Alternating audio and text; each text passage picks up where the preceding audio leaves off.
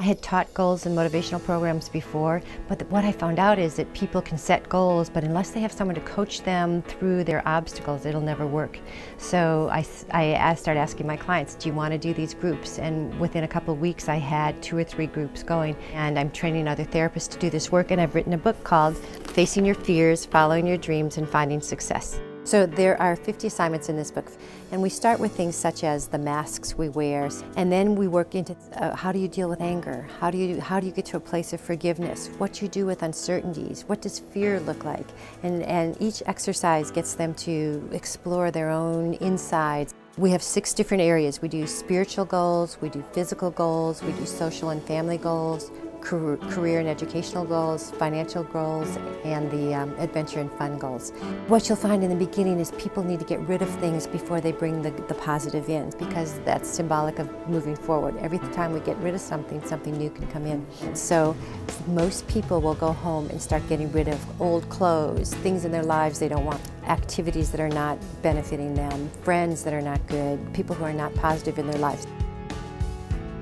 So every 2 weeks I have my groups set goals for themselves. They have 5 goals to set, and during that process they will have worked on a dream list. And a dream list is something that you just put down anything you can possibly visualize. And I'm always trying to say, take the ceiling off, get out of the box and just dream as big and as large as you want to dream. They will learn how to do gratitude journals. So every night they're writing down what are they grateful for that happened during that day.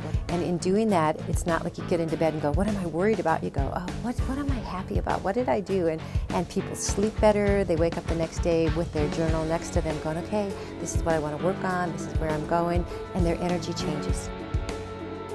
So I actually have a 5-second rule that if you get an inspired idea, and we know when an inspired idea is like, I should go running right now, or I'd like to go running right now, or I'm going to call my brother, or I'm going to do something like that, it's usually because there is this spiritual part that's pushing you forward all the time, and then we talk ourselves out of it. And during that first 5 seconds we'll go, I'm not going to run, I'm too tired, or I only had 5 hours sleep, how can I run, or I'm hungry, or you come up with all these excuses. So now what I get people to do is look at their excuses and find out that they're not really valid, that they're putting a ceiling on themselves when they shouldn't put that ceiling on themselves. People come into my groups not even knowing they're codependent. All they know is that their feelings and care for others is greater than their care for themselves. That means finding out who you are, what you want to do for your life, making sure that you're taking care of your body, your soul, your spirit, your mind. And so that's I would say that's probably one of the main things that changes for people. They're still giving. In fact, they can give more.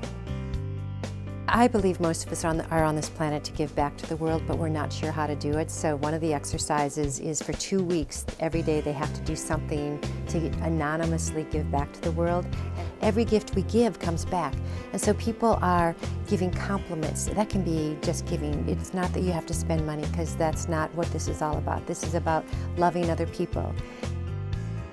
One of the exercises is to try to eliminate criticism and judgment from our thinking, which we learn that. Role modeling is another area that we work on in one of the chapters. And what we learn as children, we seem to watch what people do and we go, okay, that's the right way to do it. I had a client who he walked with a limp the first year of his life because his mother had polio and she was the only parent raising him, and he thought that's what you're supposed to do, although he didn't have anything wrong with his leg. That's how powerful role modeling can be. And so if we have parents that go, yeah, you should have done this, and they're judging us and criticizing us, we grow up to do that even though that isn't how we're meant to be. And it doesn't feel good. We need to be fully conscious of what we're thinking about, where we're putting our energy, how we're thinking about other people, how we're thinking about ourselves. And there are great books out that I have my people read. And I have people now that they are actually with us in group. It used to be people would be going, okay, what are people thinking of me? How am I coming across? They'd be worried after group, but now they're just present in group, and they don't have to put up any act or criticism or judgment of themselves. I've had college students come in, like groups of college students, and they work on the goals and do well, all the way up to someone in their 70s who was a college professor who came in and said, you know, I may have 10, 20 years left in my life, but I want to make sure I'm doing what's important to me.